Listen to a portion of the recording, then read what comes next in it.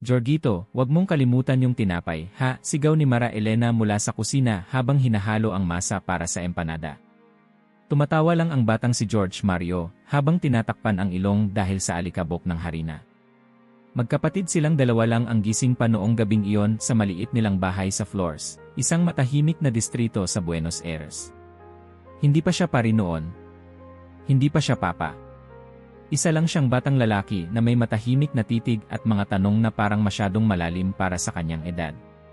Hindi ko malilimutan, promise, sagot niya sabay kindat. Sa paningin ni Mara Elena, si Jorgito ay hindi kailanman nagbago. Kahit noong siya ay naging arsobispo, kahit nang tuluyang naging Papa Francisco, sa kanya ay nanatili itong kuya niya, tahimik, maalalahanin, at minsan, mapagbirong masungit. Ang bahay nila ay hindi malaki. Isang palapag, may luman ng bubong, at palaging may amoy ng kape at kwento. Dito lumaki si George at Mara Elena, kasama ang kanilang mga magulang. Dito rin nagsimula ang mga pag-uusap na sa kalaunan ay magiging mahalagang piraso ng kasaysayan, kahit na hindi ito planado. Tuwing gabi, kapag ang lungsod ay tila napapahinga, umiilaw ang ilaw sa kanilang maliit na sala. Doon sila madalas magkwentuhan, tungkol sa araw-araw, tungkol sa mga kapitbahay, minsan tungkol sa simbahan. Pero si George ay bihirang magsalita tungkol sa politika ng simbahan. Isa lang siyang kapatid na nagkukwento tungkol sa mga pari at madre na kanyang nakilala. Simple, walang drama. Hanggang isang gabi, binanggit niya ang isang pangalan. Hindi buong pangalan. Hindi rin ito sinundan ng elaborasyon. Pero iba ang tono. May isang padre akong nakilala sa isang biyahe, ani George habang pinapaikot ang tasa ng kape sa kanyang palad. Tahimik. Hindi kailangan ng mikropono para marinig. Hindi kailangang humawak ng titulo para makilala. Napatingin si Mara Elena, bahagyang ngumiti. Gusto mo siya? Tumango si George. Kung minsan, may mga tao talagang hindi naghahangad ng entablado. Pero pag nagsalita sila, parang may bigat ang bawat salita. Hindi na siya nagtanong pa. Sanay na siyang ang kapatid niya ay hindi nagsasabi ng sobra. Pero ang gabi ring iyon ay nanatili sa kanyang alaala. Minsan sa katahimikan, mas malakas ang sinasabi. Lumipas ang mga taon. Mula sa Flores, lumipad ang pangalan ni George Mario papuntang Roma. At siya'y naging papa. Sa unang araw ng kanyang pagkakapili, habang pinapanood ng mundo ang bagong leader ng simbahang Katoliko sa balkonahe ng Vatikano, si Mara Elena ay nasa parehong lumang bahay. Hawak ang rosaryo, nanginginig ang kamay, nangingilid ang luha. Hindi dahil sa kapangyarihan, kundi dahil sa bigat. Alam niyang hindi ito pinangarap ng kanyang kapatid. Hindi niya ito hiniling, bulong niya sa sarili.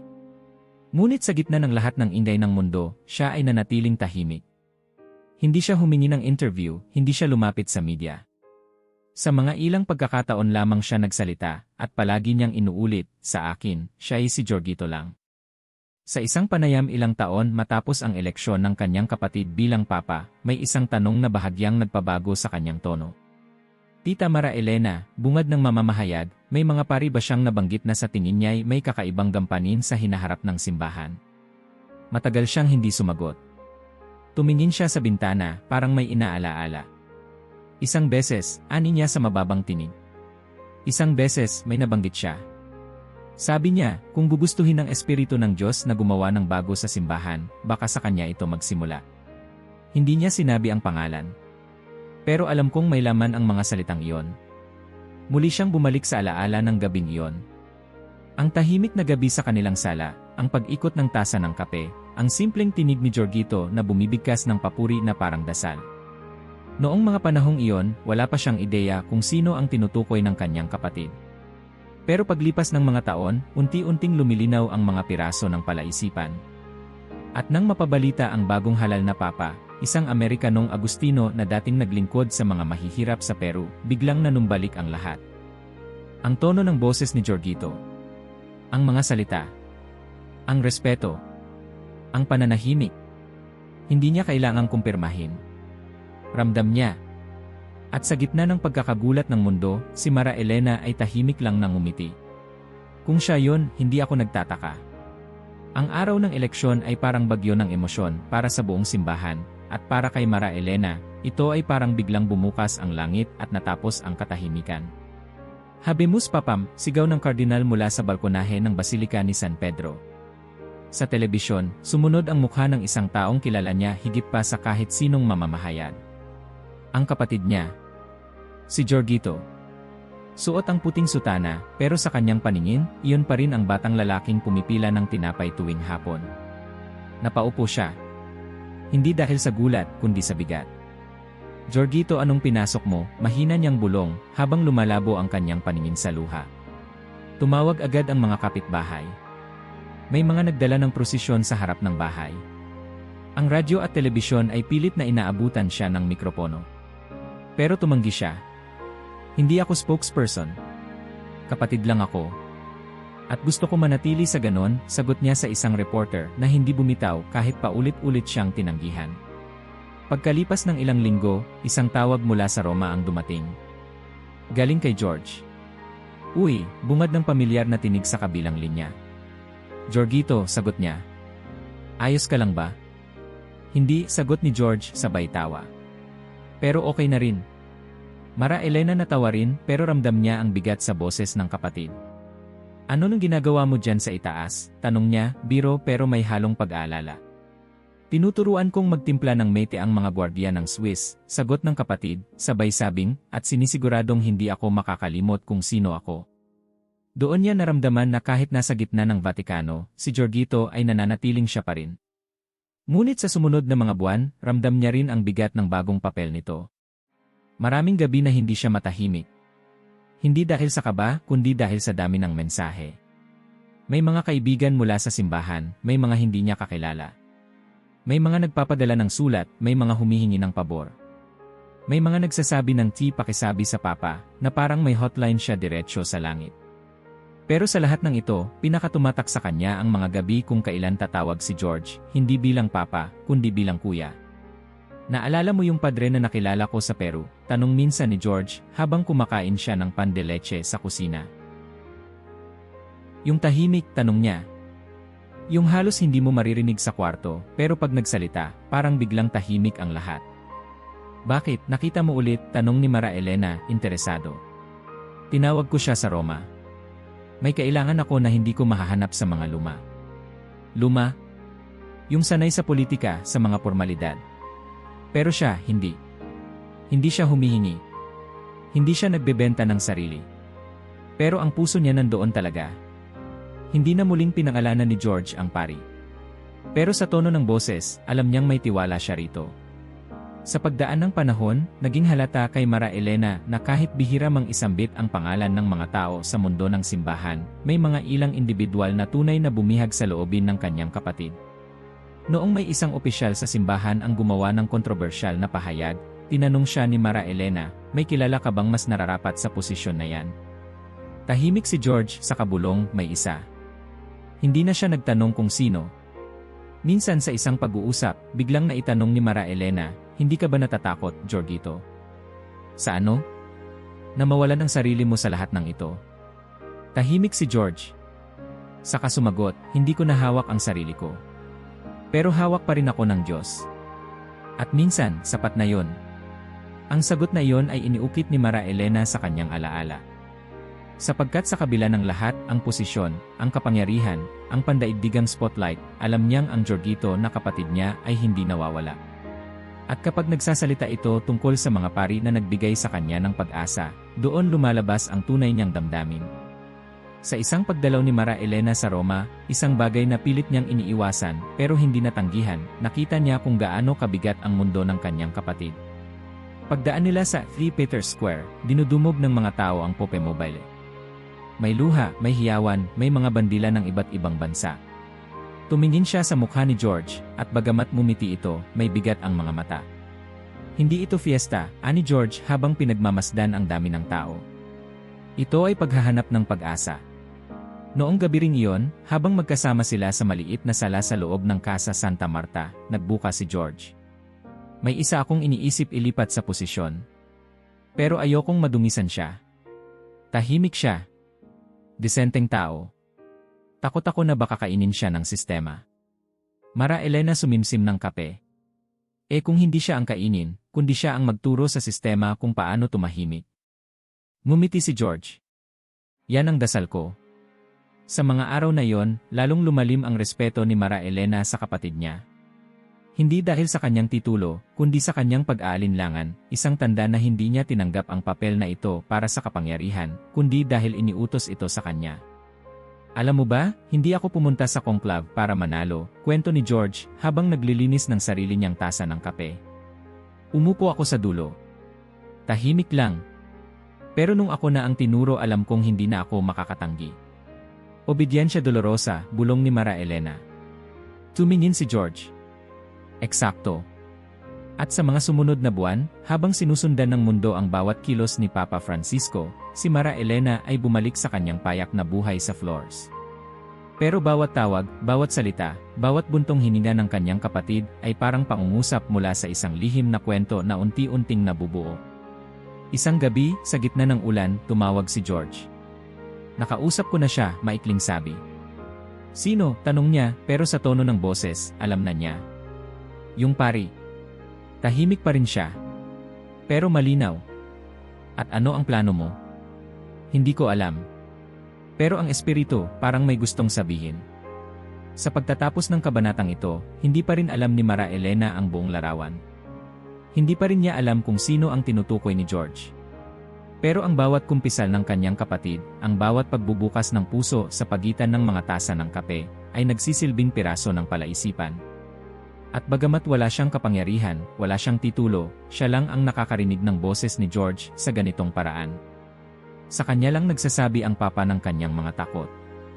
Sa kanya lang niya binubuksan ang pinto ng kanyang pag-asa. At sa gitna ng lahat ng iyon, may isang tiyak, may isang tao sa mundo, isang pari, isang pastol na tahimik, na binubuo ang landas na hindi niya alam ay magiging makasaysayan. Tumigil ang ulan sa Floors. Sa gitna ng katahimikan, si Mara Elena ay nakaupo sa lumang silyang yari sa ratan, nakaharap sa bintana. Sa kanyang kandungan ay isang lumang photo album. Wala doon ang mga larawan ng mga haligi ng simbahan, ni mga pagdiriwang ng palasyo ng Vatikano. Mga batang may mansa ng tsokolate sa labi, mga simpleng hapunan sa Pasko, mga tanawin ng lungsod na binubura na ng oras. Isa sa mga larawan ay si Jorgito, nakaupo sa sahig, hawak ang isang aklat na halos mas malaki pa sa kanya. Sa likod ng larawan, nakasulat, para kay George, huwag mong hayaang mawala sa iyo ang pakiramdam ng kalye. Walang lagda. Walang petsa. Pero alam niyang galing iyon sa isang taong mahalaga sa kapatid niya. Sa mga sumunod na taon, parang kalendaryong walang petsa ang alaala ni Mara Elena. Tuwing tatawag si George, may mga pariralang paulit-ulit niyang sinasambit. Hindi mga balita, hindi rin mga plano, kundi mga pahiwatig. May nakilala akong pari sa isang baryo sa labas ng Chiclayo, sabi niya minsan. Matagal na ba siya doon? Tanong niya. Matagal.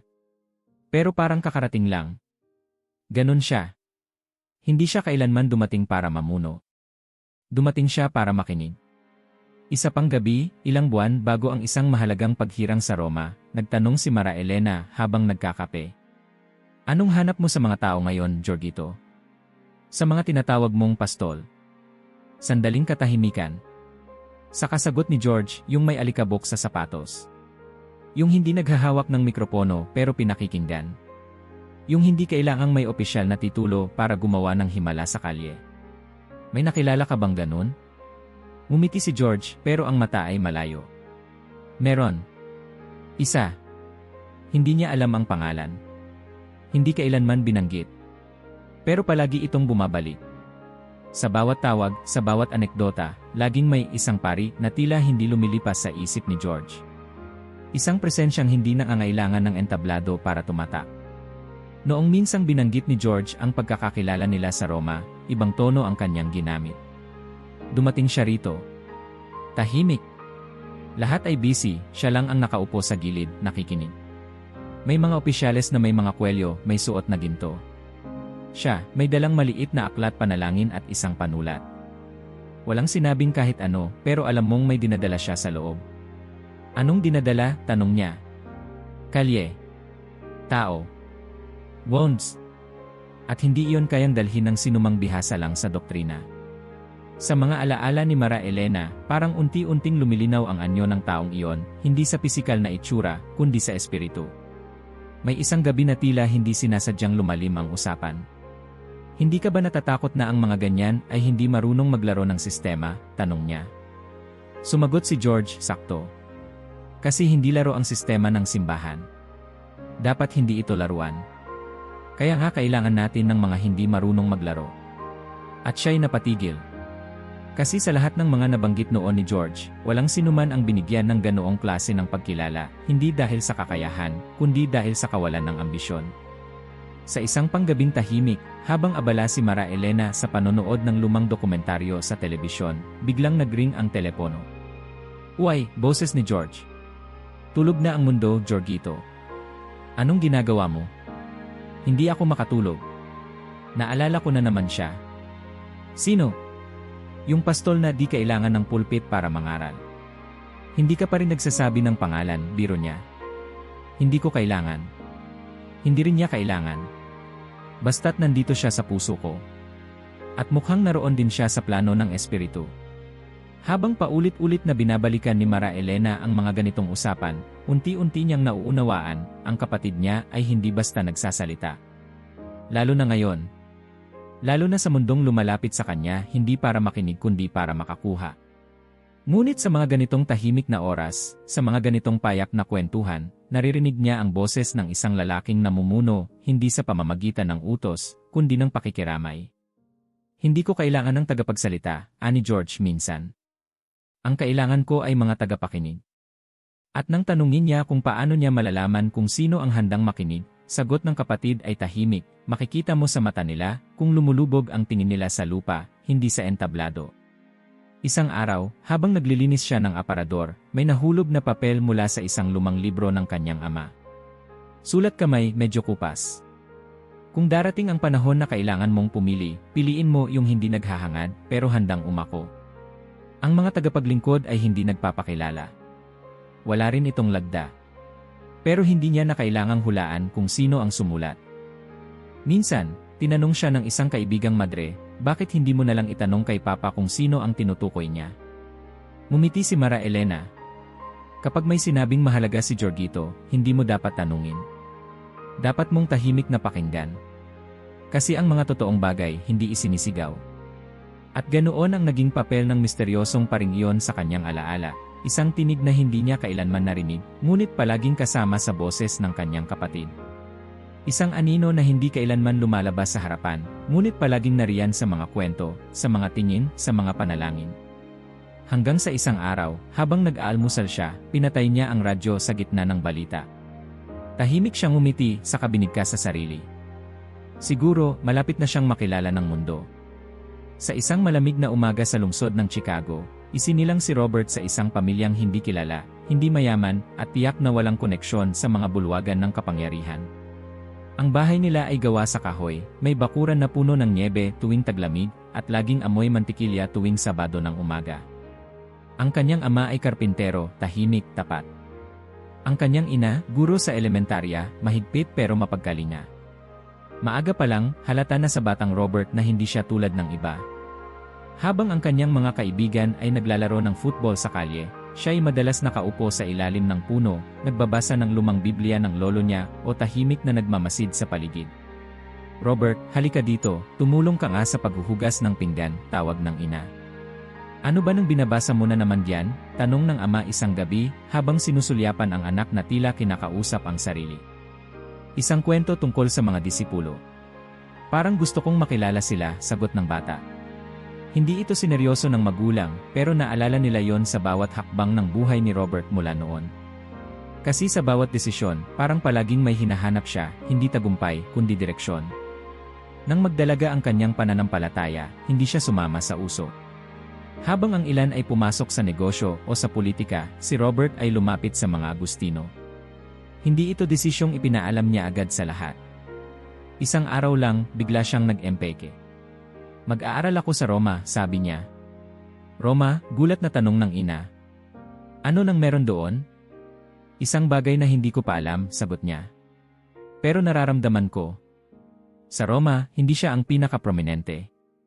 Tahimik siya sa klase, hindi madaldal sa mga pagtitipon, pero kapag may nagsalita tungkol sa misyon, agad siyang nagigising.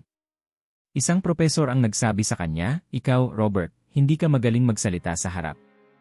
Pero kapag tumingin ka sa mata ng isang tao, para kang salamin. Hindi niya agad naintindihan yon. Pero nang ihandog siya sa isang misyon sa Peru, doon niya naranasan kung anong ibig sabihin ng mga salitang iyon. Ang Peru ay hindi isang bansang bago sa mga misyonaryo, pero ang mga lugar na pinuntahan ni Robert ay mga lugar na madalas nilalampasan. Isang rehiyon sa labas ng Chiclayo, kung saan walang asfaltong kalsada, kung saan ang simbahan ay isang kubo, at ang altar ay gawa sa kahoy na kinakalawang. Walang sermon na nakasulat. Walang misa na may musika. Pero may mata, may luha, may halakhak. At si Robert ay hindi dumating bilang padre mula sa Roma, dumating siya bilang kapatid. Padre Robert, tawag ng isang matandang babae na may dalang basket ng tinapay, baka gusto mong tikman itong ginawa ko. Hindi ito marangya, pero galing ito sa puso. Umiti siya, tinanggap ang tinapay, saka umupo sa tabi ng matanda. Walang sermon. Walang pagbibinyag. Isang katahimikan lang na puno ng presensya. Minsan, sa isang misa sa gitna ng ulan, walang dumating maliban sa 2 bata at isang aso. Ang simbahan ay halos gumuho sa lakas ng hangin. Pero hindi siya umalis. Pinatuloy niya ang misa. Hindi dahil sa protocol, kundi dahil may paniniwala siyang kung may isa mang makinig, sapat na yon. Hindi ka ba nabigo? Tanong ng isang madre. Hindi ako dumating para palakpakan. Dumating ako para samahan, sagot niya. Sa bawat taon sa Peru, lumalim ang kanyang koneksyon sa mga tao. Hindi dahil sa kanyang mga salita, kundi sa kanyang paglalakad kasama nila. Umaakyat siya sa bundok kasama ang mga magsasaka. Nagtutulungan sila sa pagpapatuyo ng mga palay. Nakikikain siya ng nilagang patatas na walang asin. At sa bawat simpleng sandali, unti-unti siyang tinatanggap, hindi bilang dayuhan, kundi bilang isa sa kanila. Hindi mo kami tinuruan, sabi ng isang matandang lalaki sa kanya. Pinakinggan mo kami. At doon niya napagtanto, sa isang mundong sanay sa mga tagapagsalita, ang pinakamalakas ay ang mga marunong makinig. Habang lumilipas ang panahon, unti-unting kumalat ang pangalan ni Robert sa mga di inaasahang lugar. Hindi headline sa dyaryo, hindi trending sa social media. Kundi bulungan ng mga madre, kwento sa pagitan ng mga paring nagmimisa sa probinsya, sulat kamay na rekomendasyon sa loob ng mga lihim na kumbento. May padre sa Chiclayo hindi sikat, pero kakaiba. Yung Amerikano. Tahimik, pero may presensya. Yun nga. Hindi siya naghahangad ng titulo. Pero siya yung tipo ng tao na pinili na ng espiritu, kahit hindi pa siya pinangalanan. May mga pagkakataong inalok siyang umakyat sa mas mataas na posisyon. Laging pareho ang sagot niya. Marami pang gutom sa bundok. Doon muna ako. Ngunit may isang pagkakataon na hindi na siya nakatanggi. Isang sulat mula sa Roma. Hindi ito utos. Isang paanyaya. Subalit ang tono ay malinaw, may kailangan sa kanya. Sa araw ng kanyang paglisan mula sa Peru, halos buong baryo ang dumating sa maliit na misa. Wala siyang sinabi maliban sa isang dasal.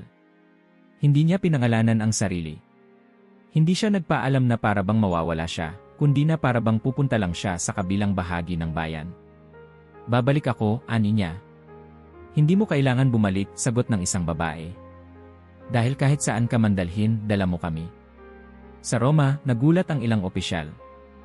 Hindi sanay sa estilo ni Robert. Hindi siya sumasabay sa mga plano.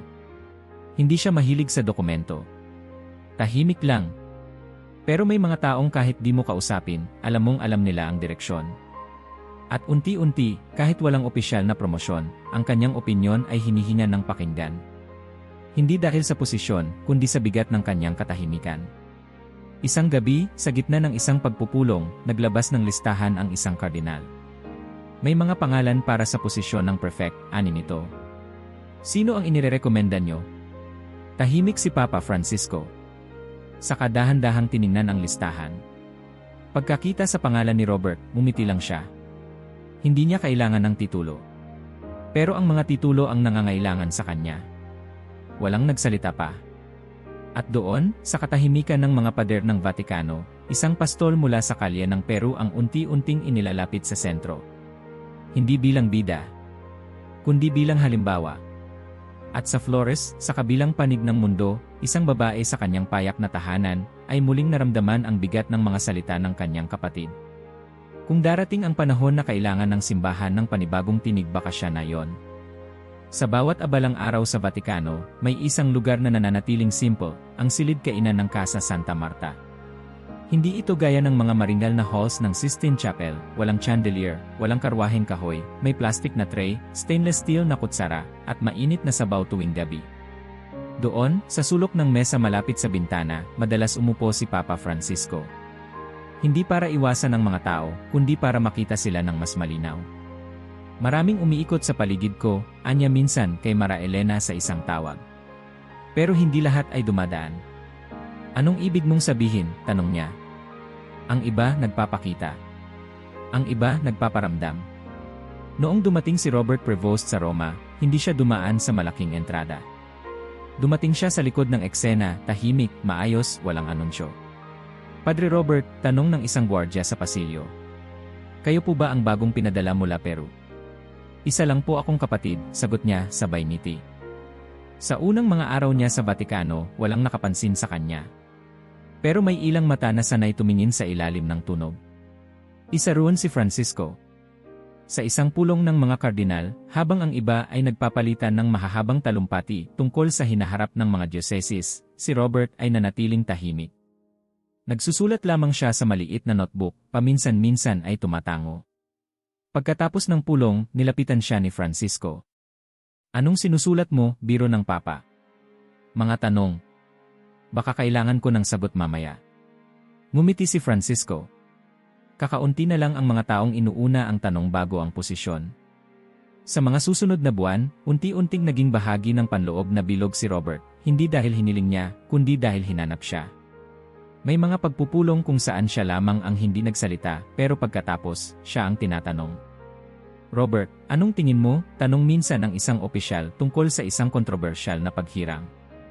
Hindi ko po kilala ang lahat. Pero sa mga katulad niyang hindi kayang makinig sa mga dukha, baka hindi niya rin kayang dalhin ang krus. Tahimik ang kwarto. Hindi iyon sermon. Pero tinamaan ang lahat. Hindi lingid sa mga nakapaligid kay Francisco na may kakaibang pagtutok siya kay Prevost. Hindi ito favoritismo. Ito ay uri ng pagtingin na parang nakakita siya ng sarili sa ibang anyo. Isang gabi, habang naglalakad sila sa hardin ng Vatikano, tinanong ni Francisco si Robert, bakit hindi ka madalas magsalita? Sumagot si Robert, kasi palagi kong iniisip, baka mas kailangan kong makinig. Huwag mong kalimutan yan, ani Francisco. Kapag nakalimutan mo, baka di mo na marinig ang espiritu. May isang pagkakataon na naging napakasimboliko sa mga tauhan ng Korea. Isang listahan ng mga kandidato para sa posisyon ng prefect ng isang mahalagang dikasteryo ang inabot kay Francisco. 3 pangalan. Lahat kilala. Lahat may ranggo. Lahat may tagasunod. At sa dulo ng listahan, nakasulat. Robert Prevost, karagdagan mula sa rekomendasyon ng mga Agustino. Tahimik na pinagmasdan ni Francisco ang papel. Saka ibinaba. Huwag niyong ipilit ang mga titulo sa kanya. Hindi niya kailangan ang mga yan. Tahimik ang mga opisyal.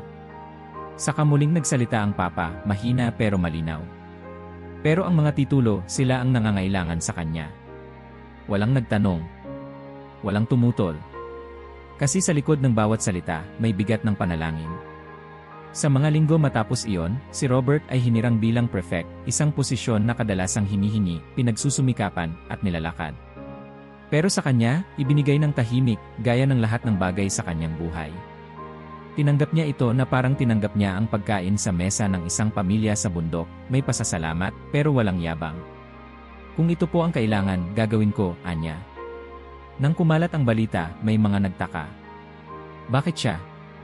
Tahimik. Walang koneksyon sa mga malalakas na grupo. Walang track record sa politika ng simbahan. Ngunit sa loob ng Casa Santa Marta, may mga umiling. Eksakto. Kaya siya. Minsan, tinanong siya ng isang kaibigan, Robert, ano ba talaga ang misyon mo? Ngumiti siya. Hindi ako sigurado. Pero habang hindi ako sigurado, susubukan kong manatiling totoo.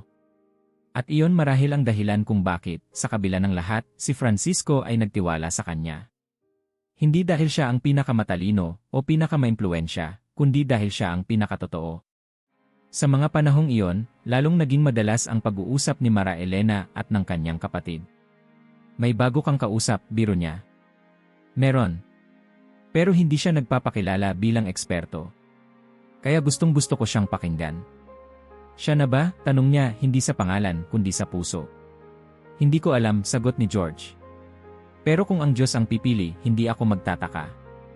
Hindi kailanman sinabi ni Francisco ang intensyon. Hindi siya nagpahiwatig ng pamana, ni nagbitaw ng pangalan ng susunod. Pero ang kanyang tingin, ang paraan ng pagtrato niya kay Robert, ang pagtitiwala, ang katahimikan, lahat iyon ay nagsabing, ito ang uri ng pastol na gusto kong sumunod sa akin, hindi dahil ako ang nagsabi, kundi dahil siya ang handang hindi magsabi ng kahit ano. At sa mundong nabubuhay sa ingay ng karangalan, isang tingin lang mula kay Francisco ang sapat para sa mga marunong magbasa ng Espiritu. Sa loob ng Vatican Gardens, may isang landas na madalang daanan. Hindi ito bahagi ng mga guided tour, wala itong marmol na estatwa, at ang mga bulaklak dito'y ligaw, parang hindi sinadya, pero naroroon. Dito madalas maglakad si Papa Francisco tuwing madaling araw, hawak ang kanyang baston, tahimik, mabagal. Minsan, may kasama siyang madre o pari. Pero kadalasan, nag-iisa. Hindi na kagaya ng dati ang hakbang ko, sabi niya minsan kay Mara Elena sa isang tawag. Pero matuwid pa rin, sagot niya. Napansin ni Mara Elena ang unti-unting pagbabago sa boses ng kanyang kapatid. Hindi ito humina pero lumalim. Parang may bigat hindi sa katawan, kundi sa kaluluwa. Sa bawat usapan, mas kaunti ang anekdota, mas marami ang tanong. Hindi siya nagreklamo pero ramdam niya ang pagod, hindi lang ng katawan, kundi ng puso. Jorgito, sabi niya isang gabi, kung may pagkakataong magpahinga ka, bakit hindi mo ito pag-isipan? Hindi pa, sagot niya. May mga pader pa akong kailangang buwagin at hindi ako ang gagamit ng maso. Sa mga araw na yon, mas madalas ang kanyang mga pagbubulay. Sa mga opisyal ng simbahan, nagiging halata ang kanyang pagkiling sa mga desisyong mababa ang tono pero malalim ang ugat. Sa bawat pagpili ng obispo, sa bawat appointment ng tagapamahala, iisang tanong ang paulit-ulit niyang binabanggit. May ilaw ba siya sa mata? O puro reflektor ng ambisyon? Isang kardinal ang nagbiro, Your Holiness, ang hanap niyo'y santo, hindi administrator. Ngumiti si Francisco. Hindi ako naghahanap ng santo. Ang kailangan ko ay pastol. Yung hindi natatakot marumihan ang kamay. Habang dumarami ang kanyang mga pagninilay, minsan ay nagsasalita siya ng malakas, halos para sa sarili. Ang simbahan ay hindi pabrika ng mga tagapamahala. Isa itong tahanan ng mga sugatang kaluluwa. Isang madre ang sumagot at kayo po ang ama ng tahanan. Hindi, ani niya. Ako'y tagapaglinis lang ng sahig. Sa isa sa mga huling biyahe niya sa labas ng Roma, sa isang pagbisita sa isang komunidad ng mga refugee, halos hindi siya nakapagsalita. Hindi dahil sa sakit, kundi dahil sa panlulumo. Nang makauwi siya sa gabi, tinawagan niya si Mara Elena. Kanina, may batang babae na yumakap sa akin. Mga 5 o 6 na taon. Wala siyang sinabi. Naramdaman ko na lang ang init ng kanyang katawan. Tahimik siya. At sa katahimikang iyon, mas malakas siyang nagsalita kaysa sa mga sermon ko. Hindi mo na kailangan magsalita ng malakas, Jorgito, ani Mara Elena. Alam ng mga tao kapag totoo ka. At alam ng Diyos kung pagod ka na. Tahimik si Francisco. Maya-maya, mahinang tawa. Kung alam mo lang kung gaano ko pinipilit huwag ipikit ang mata, kasi baka hindi ko na mabuksan muli. E di ipikit mo na. At magtiwala. Sa mga panahong iyon, hindi man siya nagsasalita tungkol sa pag-alis, malinaw na may hinahanap siya. Isang kapalit? Hindi. Pero isang susunod. Hindi sa titulo kundi sa espiritu. Minsan, habang nagkakape sila ng isang malapit na obispo, tinanong ito. Kung sakaling mapagod ako, anong klaseng pastol ang gusto mong makita sa likod ko? Sumagot ang obispo ng mga katangian, matalino, disiplinado, bukas sa reforma. Yumiling si Francisco. Hindi. Ang gusto ko, yung pastol na marunong umupo sa lupa ng walang upuan. Mas naging madalas ang pangalan ni Robert sa kanyang paligid, hindi sa pampublikong pahayag, kundi sa mga pulong sa pagitan ng mga taong pinagkakatiwalaan niya. Sa isang pagpupulong ng mga kardinal tungkol sa hinaharap ng kolehiyo ng mga obispo, binanggit ni Francisco. May isa akong kilala. Hindi siya marunong umambisyon. Pero palagi siyang handa kapag tinawag. Walang pangalan. Pero alam ng marami kung sino. Minsan, habang magkausap sila ni Mara Elena, binanggit niya. Naalala mo yung padre na tahimik? Yung may kalye at kaluluwa? Nakikita ko siya paminsan-minsan sa mga pagdinig. Hindi siya nagbabago. At pag tiningnan ko siya, pakiramdam ko may parte ng mundo na hindi pa tuluyang nasisira. Akala ko ba ayaw mong isipin kung sino ang susunod? Ayoko nga. Pero baka minsan, ang espiritu ay nagtuturo hindi para magpasya ka, kundi para huminto ka sa tamang lugar. Sa katahimikan ng kanyang paghahanap, lumalabas ang malinaw na larawan, hindi kailangan ng simbahan ng bagong mukha. Kailangan nito ay pusong pamilyar. Isang taong hindi kailangan ng spotlight, pero nagdadala ng liwanag. Isang taong hindi mapagpanggap sa kabanalan, pero tapat sa sakripisyo. Isang taong, gaya ni Robert, ay may kalmado sa lakad, at paninindigan sa katahimikan. At habang papalapit ang mga araw, at ang mundo ay hindi pa nakakaalam kung anong pagbabago ang dumarating, si Mara Elena ay muling naupo sa lumang silya sa kanilang bahay. Pinikit niya ang mata, at sa alaala, narinig niya ang tinig ni Jorgito. Kung may isang bagay na ayaw kong mawala, yun ay ang simbahang marunong makinig, kahit walang nagsasalita. Sa loob ng Sistine Chapel, ang katahimikan ay hindi kawalan ng tunog, ito'y presensya ng espiritu. Ang bawat kardinal ay nakaupo, bihis sa pula, mata sa papel, isip sa langit. Wala ni isa ang nagginityan. Wala ring nangangampanya. Lahat ay nagdadala ng parehong tanong sa puso, sino ang tatawagin ngayon, hindi ng mundo, kundi ng Diyos? Hindi ito ang uri ng halalan na alam ng publiko. Walang entablado, walang kamera, walang tagay ng tagumpay. Ang boto ay isinusulat sa papel na binabantayan ng siglo ng tradisyon at panalangin. At sa gabing iyon, tila mas maikli ang distansya mula lupa paakyat sa langit. Robert Prevost, binasa ng isang kardinal sa ikatlong balota. Muling tahimik. Muling may mga pangalan. Ngunit ang kanyang pangalan ay dahan-dahang paulit-ulit na bumabalik. Robert Prevost. Robert Prevost. Hanggang sa ang katahimikan ay naging kumpas. At ang kumpas ay naging kumpirmasyon. Walang sigawan. Walang palakpakan. May ilang tumango, may ilan na napangiti. Ngunit higit sa lahat, may biglang katahimikan na mas malalim pa sa unang katahimikan. Isa sa mga kardinal ay bumulong sa katabi, hindi siya humiling. Pero palagi siyang naroroon. Sa isang silid sa likod ng Sistine Chapel, dinala siya upang tanungin. Acceptes in electionem diti canonis factum in summum pontificem. Tinignan ni Robert ang harapan, isang krusifixo. Tinignan niya ang kanyang kamay, walang alahas, walang kwintas, walang kahit anong tanda ng kapangyarihan. Opo, sagot niya sa mababang tinig. Kung ito'y kalooban ng Diyos, hindi ko siya itataboy. Isang tanong ang sumunod, kunomin vis vocari. Muling katahimikan. Naisip niya si Francisco. Naisip niya ang mga bundok ng Peru. Naisip niya ang mga bata sa mga kapilya na walang pinto. Naisip niya ang leon na hindi umuungal pero nagtatanggol. Len, ani niya. Papa Len ika-14. Walang paliwanag. Ngunit sapat na ang pangalan. Sa labas, sa gitna ng Plaza de San Pedro, libo-libo ang nag-aabang. Mula sa mga politiko hanggang sa mga madre, mula sa mga reporter hanggang sa mga turista, lahat ay nakatingala sa balkonahe ng basilika. Tumunog ang kampana. Lumabas ang Cardinal Protodicono. Habemus Papam. Hindi agad napuno ng hiyawan ang plaza. Nang marinig ang pangalan, Robertus Prevost, maraming nagtaka. Sino siya? Saan siya galing? Bakit parang walang naghanda? Ngunit sa isang maliit na bahay sa Flores, Argentina, may isang babaeng hindi nagtaka. Si Mara Elena ay nakaupo sa lumang sopa, hawak ang rosaryo, pinapanood ang live coverage sa maliit na telebisyon na may konting static sa gilid. Paglabas ni Papa Lendasi sa balkonahe, suot ang puting sutana, hindi siyang umiti agad. Tumitig muna siya sa mga tao. Tumingala. Huminga ng malalim. Saka lamang nagsalita. Mga kapatid, bago tayo magsalita, makinig muna tayo. At tumahimik ang plaza. Jorgito, bulong ni Mara Elena. Parang ikaw. Hindi dahil kamukha niya. Hindi dahil ginaya niya. Kundi dahil sa mata. May parehong pagkamangha. Parehong kababaang loob. Parehong handa kahit hindi handa. Tumulo ang luha sa pisngi ni Mara Elena, hindi sa lungkot o tuwa, kundi sa pag-unawa. Bigla, lahat ng hindi binanggit ni George sa kanya ay biglang naging malinaw.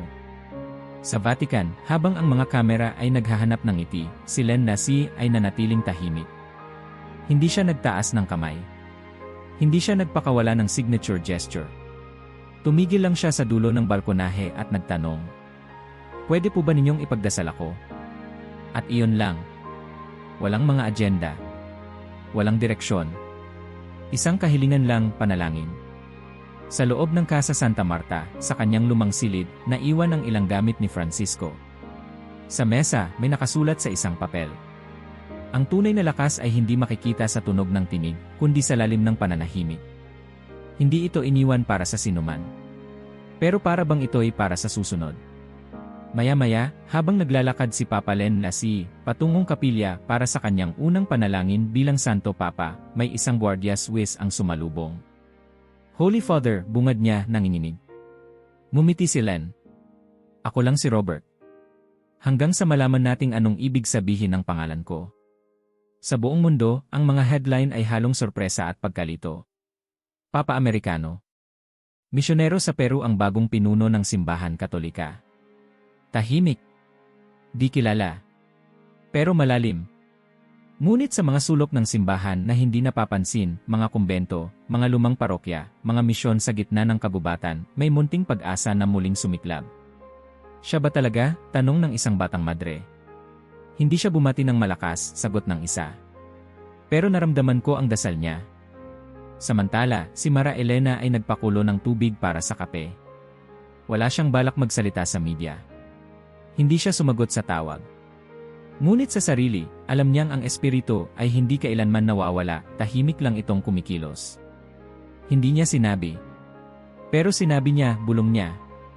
At sa bawat sulyap sa mata ng bagong papa, parang muling nakita niya ang mata ng kanyang kapatid noong araw ng eleksyon, hindi isang taong sabik sa kapangyarihan, kundi isang taong tinawag at sumagot.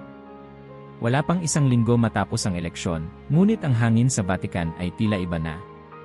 Hindi ito dahil sa mga bagong patakaran o mga pagbabagong ipinahayag sa pulpito. Ang nararamdaman ng mga tao ay mas banayad, parang bulong, hindi sigaw. Ang unang linggong iyon ay walang ingranding parada, walang mahahabang talumpati. Sa halip, isang imahe ang paulit-ulit na lumitaw sa mga screen, isang lalaking nakasutana, nakayuko habang nakikinig sa kwento ng isang janitor sa gilid ng gusali. Walang press release. Walang kamera. Ngunit may isang madre ang kumuha ng litrato gamit ang lumang telepono. At ang larawang iyon ay kumalat hindi dahil sa mensahe, kundi sa katahimikang dala nito. Sa kanyang unang Angelus, inaasahan ng mundo ang isang matalas na pahayag. May mga analyst sa media, mga tagapagsalita ng mga samahang simbahan, lahat ay nakabantay. Ngunit si Len Lassie ay tumayo, ngumiti ng bahagya, at nagsalita ng 18 pangungusap. Lahat ay simple. Lahat ay malalim. Sa simula, bago pa tayo magsalita tungkol sa simbahan, balikan muna natin ang mga luha ng mundo. Tahimik ang plaza. Hindi dahil walang narinig kundi dahil may tinamaan. Isa sa mga unang pagkilos niya ay hindi isang direktiba, kundi isang lakad. Sa unang Biyernes matapos siyang mahalal, lumabas siya mula sa Vatican, hindi sa bulletproof car, kundi sa isang lumang van, at tumungo sa isang maliit na ospital sa labas ng Roma. Walang anunsyo. Nang dumating siya, hindi agad siya nakilala. Suot pa rin niya ang puting sutana, pero may dalang termos ng tsaa. Lumapit siya sa isang batang may cancer. "Pwede ba kitang tabihan?" tanong niya. Tumango ang bata. "Anong gusto mong dasal ngayon?" tanong niya muli. "Sana magising ulit si Papa Francis."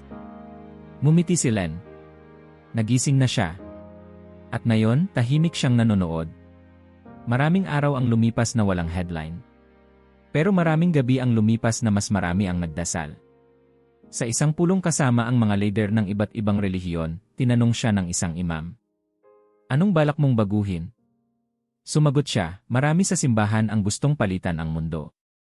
Pero nakalimutan nating minsan, sapat na ang makinig sa kanya." Sa Argentina, si Mara Elena ay nanatiling tahimik. Hindi siya nakipag-ugnayan sa media. Pero tuwing gabi, nanonood siya sa mga balita, hindi para maghanap ng kwento, kundi para kilalanin ang mga kilos. At sa bawat galaw ng bagong papa, tila nakikita niya ang mga dating kilos ng kanyang kapatid. Hindi siya nagkukunwaring banal, aniya sa sarili. Pero banal siya sa paraan ng mga taong hindi kailangang magpaliwanag.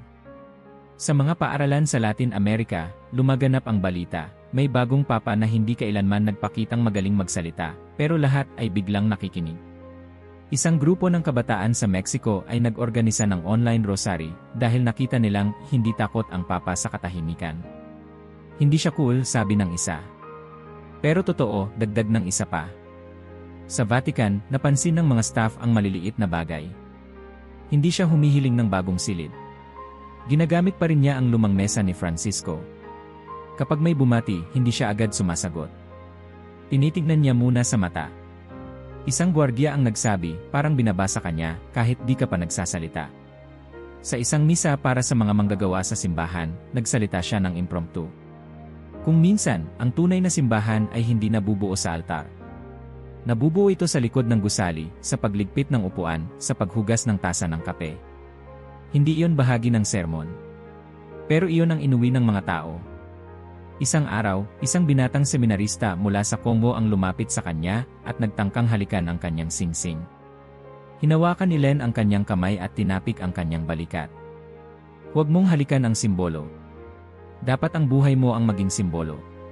At sa mga liblib na bahagi ng mundo, biglang naging usapan ang isang uri ng pamumuno na matagal nang nilimot, pamumuno sa anyo ng pag-upo sa tabi mo. Hindi sa harap mo. Hindi sa ibabaw mo. Kundi sa tabi kasabay ng pakikinig. Isang gabi, sa Flores, habang pinapakinggan ni Mara Elena ang ulan sa bubong, naalala niya ang isang tanong na minsang tinanong niya sa kanyang kapatid. Paano mo malalaman kung ang isang tao ay may pananampalataya? At ang sagot noon ni George. Pag hindi siya nagsasabi pero ginagawa niya. Habang nanonood siya ngayon ng balita, at nakikita si Len na yumuyuko para kausapin ang isang lola sa wheelchair, muling bumalik sa kanya ang sagot ng kapatid. Hindi siya naghahanap ng atensyon, ani niya habang sinusulat sa kanyang journal. Pero siya ang tinututukan ng mundo. Parang may Kristo siya sa loob at hindi niya kailangang ipakita yon. At dahil doon ramdam mo. Sa wakas, isang reformang walang inilabas na dokumento ang nagsimula. Hindi sa sulat. Hindi sa batas. Kundi sa katahimikan, sa estilong hindi nananakot, hindi nang akit, kundi naglalakad sa tabi ng sugat ng mundo. Sa isang maliit na kapilya sa loob ng isang retiryadong kumbento sa Roma, may isang matandang lalaking nakaupo sa likod. Wala siyang suot na tiara, walang puting sutana, ni hindi siya nakaupo sa unahan. Tahimik siyang nakayuko, hawak ang rosaryo, nakatingin sa sahig. Siya si George Mario Bergoglio, si Francisco. Hindi na papa, ngunit hindi rin kailanman tumigil sa pagiging pastol. Ang kanyang mga araw ngayon ay simple, panalangin sa umaga, pagsusulat ng ilang tala, at pakikipag-usap sa mga dating kaibigan na dumadalaw. Hindi na siya humahawak ng opisina. Hindi na siya lumalabas sa publiko. Ngunit araw-araw, binubuksan niya ang radyo tuwing alas 12 ng tanghali, upang pakinggan ang Angelus ni Len Nasie. Isang araw, pagkatapos ng broadcast, tinanong siya ng madre na nagdadala ng kanyang almusal. Holy Father, kamusta po kayo? Umiti siya at sagot niya, hindi na ako, Father. Ngayon, ako'y tagapakinig na lang. At masaya ako. Samantala, sa Flores, sa bahay na minsan ay pinagtakbuhan ni George habang nagdadala ng tinapay, si Mara Elena ay may bagong ritual. Tuwing gabi, bago siya matulog, sinisindihan niya ang 2 kandila. Isa para kay Jorgito, ang kuya niyang naging papa, naging gabay ng mundo, at ngayon ay naging saksi. Isa para kay Len, ang lalaking minsang binanggit ni George na may kalye at kaluluwa, at ngayon nakaupo sa trono ni Pedro. Habang sumisindi ng kandila, binubulong niya ang parehong panalangin gabi-gabi. Panginoon, bantayan mo ang mga anak mong ayaw magpakilala, pero lagi mong tinatawag. Ang mundo ay nagbabago. Sa ilang mga sektor ng simbahan, may mga hindi pa rin makapaniwala. Bakit siya? Tanong ng ilan. Tahimik. Hindi kilala. Walang pangalan. Ngunit sa mga lugar na hindi narirating ng spotlight, mga misyon sa Amazon, mga parokya sa bundok ng Himalayas, mga komunidad ng migrante sa Europa, ang tanong ay kabaligtaran, paano siya natin nahanap? Sa isang sulok ng simbahan sa Uganda, isang batang pari ang nagsabi. Hindi ko siya kilala noon. Pero ngayon, parang matagal ko na siyang kasama. Sa Vatican, si Len Daci ay patuloy sa kanyang ritmo, walang pagmamadali, walang ingranding deklarasyon. Sa halip, bumisita siya sa mga lugar na madalas kalimutan. Isang araw, sa pagbisita niya sa isang kulungan para sa mga menor de edad, tinanong siya ng isang gwardiya. "Holy Father, ano po ang mensahe niyo sa kanila?" Sumagot si Len, "Hindi ako dumating para magsalita. Dumating ako para makinig." Habang ang mga headline ay abala sa paghahanap ng estratya, agenda, o revoluo, isang bagay na mas malalim ang nangyayari. Hindi ito pagbaligtad ng doktrina. Hindi ito bagong teolohiya. Ito'y pagbabalik sa isang bagay na dati nang alam ng simbahan, ngunit minsan ay nakalimutan. Ang simbahan ay tahanan, hindi opisina. Ang simbahan ay paanyaya, hindi utos. Ang simbahan ay pakikinig, hindi lamang pangaral. Sa isang liham na isinulat ni Francisco, at iniwang bukas sa kanyang mesa, walang petsa, walang lagda, mababasa ang mga salitang ito. "Kapag ako'y wala na, at ang simbahan ay bumalik sa kalye, alam mong ang espiritu ang kumilos, hindi ako." Walang sinabing pangalan. Pero para sa mga nakabasa nito, malinaw kung sino ang tinutukoy. Sa Flores, may isang gabing malakas ang ulan. Nawalan ng kuryente sa buong distrito. Tahimik ang bahay. Pero sa gitna ng dilim, nakasindi ang 2 kandila. Umupo si Mara Elena sa tabi nito, humigop ng mainit na tsaa, at nagsulat sa kanyang journal. "Ngayon, hindi ako nagdarasal lang para sa mundo. Nagpapasalamat din ako. Kasi ang 2 lalaking hindi naghangad ng trono, ay piniling maglingkod sa loob nito. Hindi para mamuno, kundi para samahan." Minsan, sa isang panaginip, nakita niya si George sa isang maliit na kapilya. Nakaupo ito sa likod, at sa unahan, may lalaking nakatayo, simple, matahimik, at hindi nagsasalita. Nilingon siya ni George at mumiti. "Siya yun, Anya." "Paano mo nalaman?" tanong niya sa panaginip. Dahil nung tumingin siya sa akin, wala siyang sinabing ako ang susunod. Sa halip, tinanong niya kung okay lang ako. Pagkagising niya, tahimik lang siyang ngumiti. Hindi niya kailangan ng interpretasyon. Sa huling bahagi ng taon, habang ang simbahan ay patuloy sa kanyang lakad, isang komentaryo mula sa isang kilalang teologo ang kumalat sa mga pahayagan. Ang bagong papa ay hindi nagdadala ng bagong mukha. Dinadala niya ang lumang puso ng ebanghelyo. At sa katahimikan ng kanyang presensya, bumubukas muli ang pintuan ng pananampalataya. Bawat taon, may milyon-milyong bumabalik sa simbahan. Minsan para sa pagdiriwang, minsan para sa sakramento. Ngunit ngayong taon, may kakaiba, dumarami ang bumabalik hindi para sa seremonya, kundi para sa katahimikan. "Gusto ko lang umupo," ani ng isang babae sa parokya sa Portugal. "Hindi ko alam kung bakit, pero sa ilalim ng liwanag ng kandila, parang may tinig na bumubulong, nandito ako." At sa bawat pagsindi ng kandila sa mga simbahan sa buong mundo, may isang bahay sa Flores na patuloy ang liwanag ng 2 kandila. Hindi ito naubos. Tuwing gabi, sinisindihan. Tuwing umaga, pinapatay ng may dasal. 2 kandila. Isang para sa nakaraan na hindi kailanman nawala. Isang para sa kasalukuyan na hindi kailanman naghangad pero tumanggap. Sa huli, ang kasaysayan ng simbahan ay muling isinulat. Hindi ng tinta, kundi ng katahimikan. At sa gitna ng katahimikan, 2 pangalan ang nagniningning. Hindi dahil sila'y makapangyarihan, kundi dahil sila'y totoo. At sa katotohanan, naroon ang presensya ng Diyos. Kung nagustuhan niyo ang kwento, huwag kalimutang i-like ang video at mag-subscribe sa aming channel para sa mas marami pang makabuluhang nilalaman.